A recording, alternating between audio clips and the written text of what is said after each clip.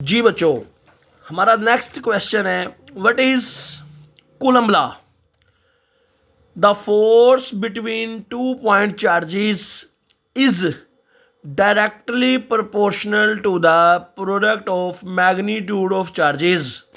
यहां तक एक हिस्सा है कि वो फोर्स जो 2 पॉइंट्स चार्जेस के दरमियान होगी is directly proportional to the product of magnitude of their charges and यहां से अगला शुरू होगा inversely proportional to the square of the distance between them। यानी जो 2 पॉइंट चार्जेस हैं, आपके पास 2 चार्जेस हैं, उनके दरमियान में जो फोर्स है वो फोर्स डायरेक्टली प्रोपोर्शनल होगी product of magnitude of charges and inversely proportional to the square of the distance between them. मैं आपको समझाता हूं तफसील से, सुनिएगा जी। फर्ज करें ये 2 चार्जेस हैं, एक प्लस का Q1 और एक ये भी प्लस का ही लिया है मैंने Q2। देखें, हम सबको पता है कि पॉजिटिव पॉजिटिव ने रिपेल करना है। कूलम लॉ हमें बताता है कि ये कितनी फोर्स लगा के रिपेल करेंगे, यानी फोर्स की न्यूमेरिकल वैल्यू हम कूलम लॉ से निकालते हैं कि जो फोर्स होगी ना, ये जो रिपल्शन की फोर्स है वो फोर्स डायरेक्टली प्रोपोर्शनल होगी इन दोनों चार्जेस के जो वैल्यू है उन वैल्यूज के प्रोडक्ट के, यानी मल्टीप्लिकेशन के डायरेक्टली प्रोपोर्शनल होगी फोर्स, और इनके दरमियान में जो फासला है उस फासले के स्क्वायर के इनवर्सली प्रोपोर्शनल होगी ये फोर्स। और अगर इन दोनों को इकट्ठा कर लो आप तो ये वाली फॉर्म बन जाएगी F directly proportional Q1 Q2 over R square. और अगर इस प्रोपोर्शनल साइन को इक्वल में लेकर जाएंगे तो साथ में आ जाएगा K, ये कांस्टेंट है। बेटा अब आपको मैं थोड़ा सा समझाता हूँ। फर्ज करें ये चार्ज है, फर्ज कर लें आप ये चार्ज है जी 10 कूलम का, ये भी 10 कूलम का।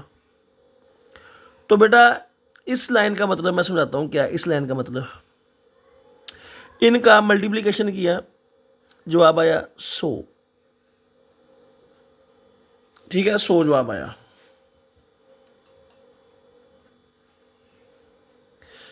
अब आप फर्ज करें मैंने ये चार्ज ले लिया 20 कूलम का, ये 10 के रहने दिया, अब जवाब आया 200। ठीक है जी। अब देखें पहले दोनों चार्जेस थे 10-10 कूलम के, तो जवाब 100 था। अब एक 20 का कर लिया, एक 10 का कर लिया, जवाब 200 आया। तो जब जवाब बड़ा आएगा ना तब फोर्स ज़्यादा लगेगी, ज़्यादा लगेगी।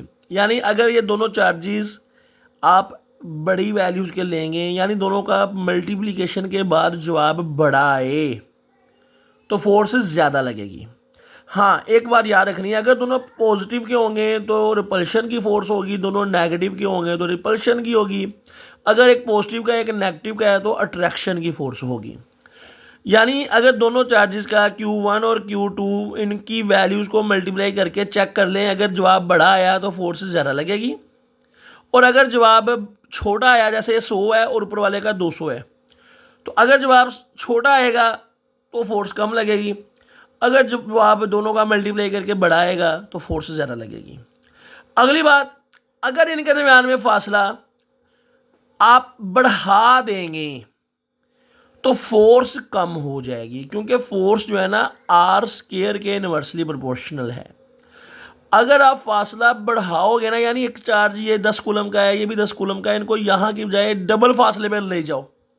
जैसे ही आप फासला डबल करोगे ना तो आप क्या देखोगे कि फोर्स जो है ना, फोर्स वो कम हो जाएगी। कितनी? 4 गुना, क्योंकि फासला आपने डबल किया है। तो R को जब आप डबल करोगे तो R का स्क्वायर भी है तो वो 4 गुना हो जाएगी, लेकिन ये बटे में है यानी फोर्स 4 गुना कम होगी।